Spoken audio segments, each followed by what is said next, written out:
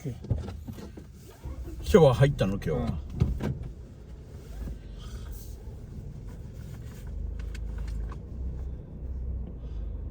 運動はどうだった今日？持ってウェイトとか揃えられた？ You know, I'm convinced. 50人ぐらいいたら今日多かったよ。ああ。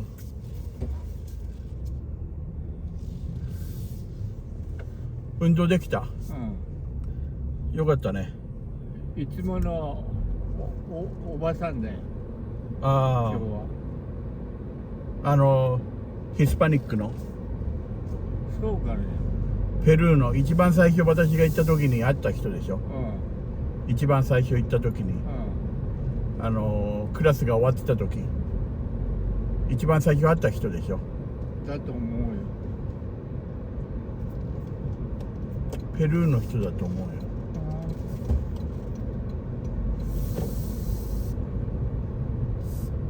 挨拶するのいつもお父さんに。するよ。あったら。The most stable nation on earth. That doesn't happen by luck, and it doesn't happen merely by human ability. That happens by the grace and favor of Almighty God, which is exactly what our founding fathers had, and is exactly what the nations had from the very beginning. Because those who came here dedicated this land and dedicated this nation to the glory of God, to the gospel of Jesus Christ, and to spreading that gospel throughout this continent and the world. Human beings today have forgotten that, but God has not forgotten that. And that's been the key to our success. And if you don't understand that, then you buy into the garbage I read you all last week. That Bowman and Cori Bush were proclaiming about July 4th. Why would I celebrate July 4th? Here's Cori Bush. The Declaration of Independence was written by enslavers and didn't recognize black people as human. Well, the Declaration of Independence didn't even speak to the issue. But it declared it directly. But it declared this, and we are all heirs of it. All men are created equal and endowed by our Creator with certain inalienable rights, that among these are life, liberty, and the pursuit of happiness. That includes you and me, and male and female. It includes everybody. But they don't want to acknowledge that. And Bowman saying, this July 4th, we must remember we stand on stolen land, toiled by enslaved Africans, and we commit ourselves to the fight for freedom, blah, blah, blah, blah, blah. See, no wonder people are willing to sell themselves out, and no wonder people hold the sentiment. If you don't believe that that the United States of America is a gift from Almighty God, then where does your loyalty come from? Well, you can see these people like this, they don't have any loyalty to our country whatsoever. I mean, that should be crystal clear. They have no loyalty to America whatsoever. And I don't think the Biden family does. And frankly, I don't think Barack Obama did. I really don't. It was just pragmatic. He's a politician. He got elected. So, he's going to do pretty much what the office required of him, and consistent with his own ideological perversion of Marxism and socialism. But as far as loyalty to America, as far as loyalty to the oath that they take to the Constitution, nah. They don't. It's not a factor in their thinking. It's not a factor in their behavior, and they don't even see themselves as serving the American people. They're serving their own interests. And by the way, here's something very, very interesting. Folks, listen to what I'm telling you, because this stuff is deep. I read an article in Fortune magazine this morning, and you know what the article was about? Oh, the flag's not really that important. I kid you not. Of course, you know who owns Fortune magazine, right? The Communist Party of China. It is owned by Chinese nationals. They bought it. Steve Forbes is still the front man, but China owns it. And they said in this article, the history of the flag is mainly myth. And in other words, it's not as important as people make it. It's It's never been that important to America. It's never been that important to our history. These people are working hard to take away what loyalty is left.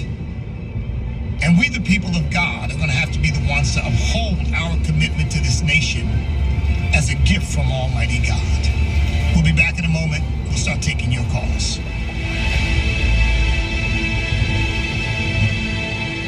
It's my turn. Here's your host for My Turn, Don Wildman. And he went and dwelt in a city called Nazareth, that what was spoken by the prophets might be fulfilled. He shall be called a Nazarene. Nazareth isn't mentioned in the Old Testament. We infer from this that not much importance was given to the town. In fact, we're led to believe that the town was even scorned by many, for was it not Nathanael who asked, "Can anything good come out of Nazareth?" The town was not located on any of the main thoroughfares. It lay slightly back out of the mainstream of traffic. The city owes its importance, of course, to the fact that it was the home of the Galilean carpenter. In a very real way, he put the town on the map. Mention of the town is made some 28 times in the New Testament, and each time it is in connection with Jesus. The town lay in a valley surrounded by hills which rise like amphitheaters. It is located in Lower Galilee. Thus, the one who came from Nazareth has often been known simply as the Galilean. The little city is located about 80 miles to the north of Jerusalem. To the west is the beautiful Mediterranean Sea, approximately 20 miles away. To the northeast is the breathtaking Sea of Galilee. There's a spring in Nazareth which never runs dry. In the days when Christ was a boy, it was the only source of water in the city. His mother Mary must have come often to the spring to fill her jars, stopping a while to socialize with the other ladies drawing water. Many times, perhaps Christ himself drank from the refreshing stream. It still flows to this day, and today it's known as Mary's Well. The area around Nazareth is rocky and rather rough. In the lovely plain of Esdraelon, located just to the south of the city, was an international highway in the days of Jesus. It was called the Via Maris, or the Way of the Sea, or the Road of the Sea, and it linked Damascus with Gaza and Egypt. To the east, one can see Mount Tabor, a possible site of the Transfiguration. To the west, one can see Mount Carmel and remember the struggle that Elijah had there with the prophets of Baal.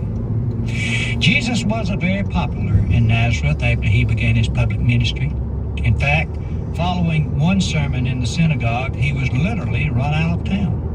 The townspeople intended to push Jesus down a hillside and then stone him, but he was able to walk through their ranks and out of the city. The Hill of Precipitation, commemorating the event, is shown to visitors of Nazareth today.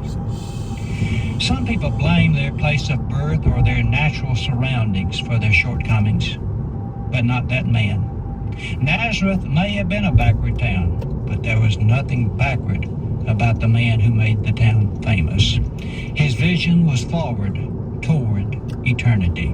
No place of birth, no prejudice on the part of other people, no lack of sophistication ever hindered him from rising to the heights God had called him.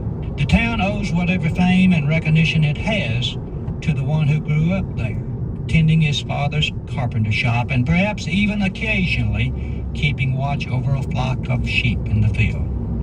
Nazareth was the place where the Galilean lived. In that respect, hopefully, there's a little of Nazareth in each of us. This has been My Turn with Don Wildman, a production of the American Family Association. The Awakening. The Awakening. Download and listen at your leisure with the podcast page at afr.net. Now, back to our host, Bishop E.W. Jackson. The number is 888-589-8840. That's 888-589-8840. Here's what what this Fortune magazine article said. I'll just give you a couple of quotes to give you a flavor for what they were trying to do, trying to convince us basically that loyalty to the flag and commitment to the flag and the importance of the flag is overblown, that it's no big deal. Quote, "The flag was really an afterthought." It's according to the author of The American Flag. The flag was really an afterthought. And they say, of course, the flag was the nature of our flag, the description of it was passed on June 14th, 1777. But they go on to say, quote, "But the flag is otherwise peripheral to the country's beginnings." In other words, don't pay too much attention to the flag. It's not that important. The Constitution's not that important. The Declaration's not that important. In fact, they really might be unimportant because they were, after all, created, designed by a bunch of racists and slave holders and slave owners. So don't pay any attention to that. I mean, these people are really setting America up for suicide. They really are. You heard I've shared the data with you on the decline in patriotism over the last 20 years. Imagine if it continues to decline that way for another 20 years. What will be left? Now, that is why, folks, I continue to say America's got to come back to God. That really is, spiritually speaking, that is the number one issue. Now, I realize we've got problems with our economy, inflation. We got problems with our southern border. I realize that we've got problems with crime running rampant in our country. We've got problems with corruption of this administration, and we've got problems with the elections and whether we can rely on their integrity. But you see, I think all of that stuff is an outgrowth of the poison root. And the poison root is our cultural institutions have rejected God, and many in our country have, and God no longer has a place in our country, and therefore if there are no absolutes, there are no rights and wrongs, anything goes. I mean, I'm looking at a news monitor right now of these kids, a bunch of them, going into a store and just looting the store, broad daylight, just taking whatever they want and walking out. And they won't do a day for it. They won't even get into trouble for it. And if a store employee says or does anything to try to stop anybody from stealing, that employee will be fired. That person will be punished. I mean, that's how crazy it's gotten. I mean, did you see, what store was it? Fired an employee for simply filming the theft that was taking place and saying to the person, you shouldn't be doing this. This is not right. They fired the employee.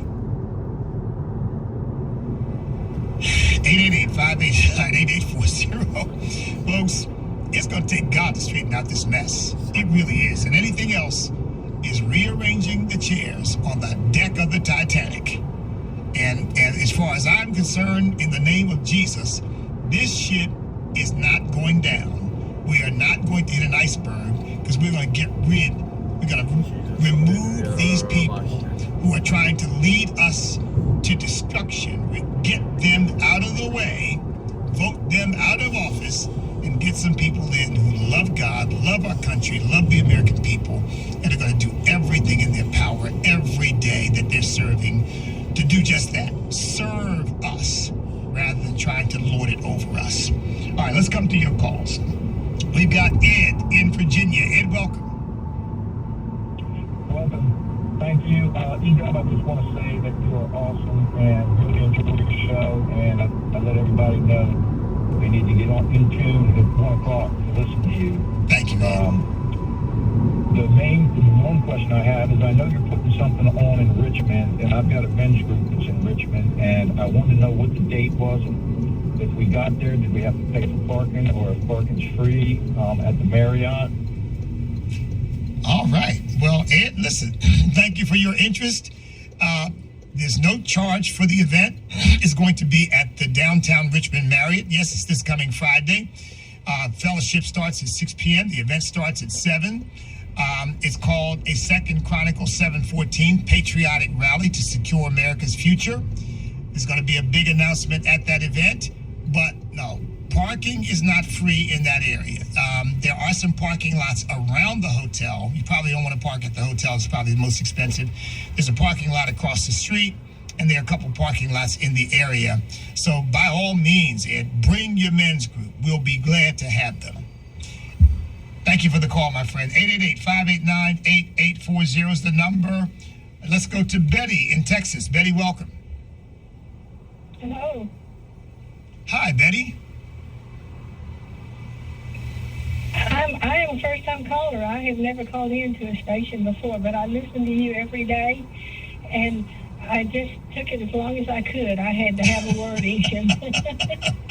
Well, Betty, I'm honored to be the first radio program you've called.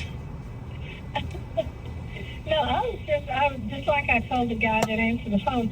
I mean, you know, the Biden family, as disloyal as they have been to America, do they honestly think that if and when, but God forbid, it's not ever going to happen, China would take over, that they would be in the same position with China as they are with us? They'll be the first one to be in line and be shot. They're not going to keep them because they're so disloyal to us. Yeah, Betty, yeah, like you said, God forbid that would ever happen. And Betty, thank you so much for the call. Please keep listening and keep calling, Betty. I'm honored.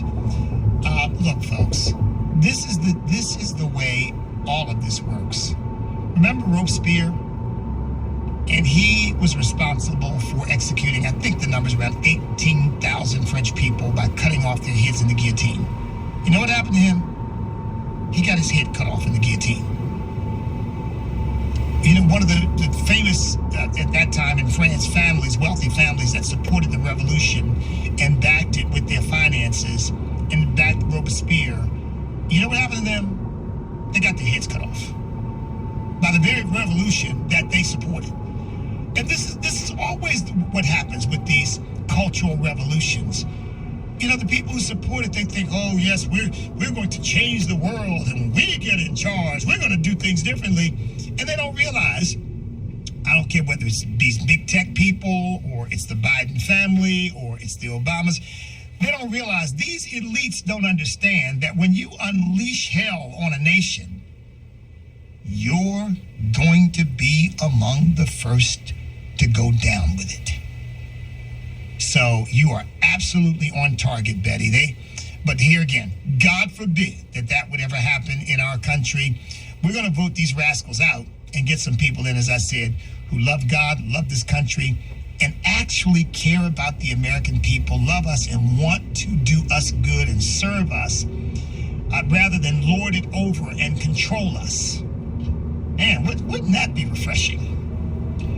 All right, let's go to Laura in Oklahoma. Laura, welcome.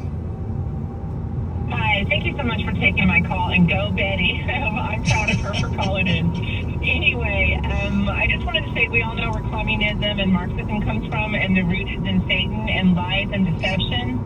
And through that, they have been breaking down the American family with all this leftist teaching, this woke Marxism, alphabet mafia. Why are we surprised that they're not going to come after the flag, particularly with you exposing that the magazine is owned by China? China hates us and hates what we stand for. And you're right, we need to, as believers, rise up in our faith and in our commitment to Christ and tell it the truth and tell it like it is and take this nation back through revival and through prayer. Amen, Laura.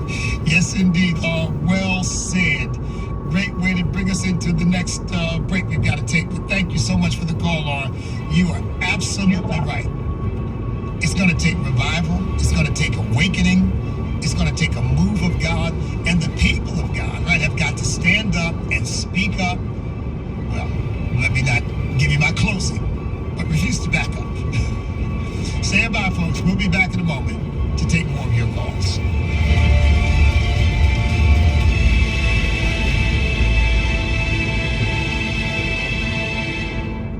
What does the American Family Association stand for? We believe true morality flows from biblical principles and directs people to the manner in which God intends them to live. These values and more are part of our mission to inform, equip, and activate individuals to strengthen the moral foundations of our culture. We also support the church. We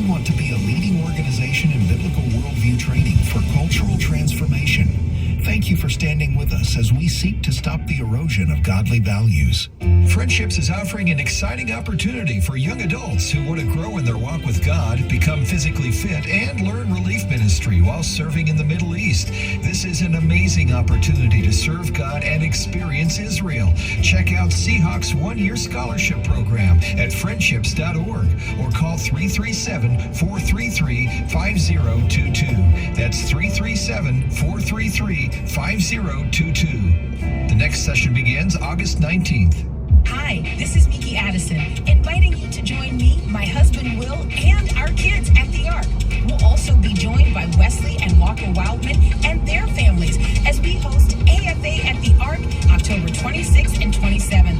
We'll have special presentations from Brian Osborne and Ken Ham, the founder of Answers in Genesis and creator of the Ark Encounter. You know, with God, nothing is impossible. That's what His Word says. I see God's hand in just so many miraculous ways. AFA has reserved a block of rooms at the Marriott Cincinnati Airport Hotel to be available at a discounted rate, including several meals. What an opportunity for fellowship. We'll also have presentation and panel discussions with the Addisons and Wildmans, as well as worship together. Space is limited. You can learn more and register at marriagefamilylife.net. That's marriagefamilylife.net. It's AFA at the Ark, and I hope to see you there. When we look at how Jesus interacted with unbelievers, I mean, when He was meeting them one-on-one, He never reduced their humanity to their sin. Amy Davison on Focus on the Family Minute. There was a wonderful speaker that I heard that she said, Satan knows your name but calls you by your sin. Jesus knows your sin and calls you by your name. And that is one of the keys that I think a lot of kids are missing, especially teens, because think of social media. Social media grooms teens to follow, affirm, retweet, because you don't want to be seen as bigoted and unfollowed and unfriended. But when we say, no, when you look at Jesus, you can stand firm in the faith, not compromise truth, and still be loving to people. They may not deem it as loving. However, loving is truth. It is a vital aspect of the nature of God, and it is the only way we can speak truth and love to that individual. More powerful truths from Amy at Family Minute.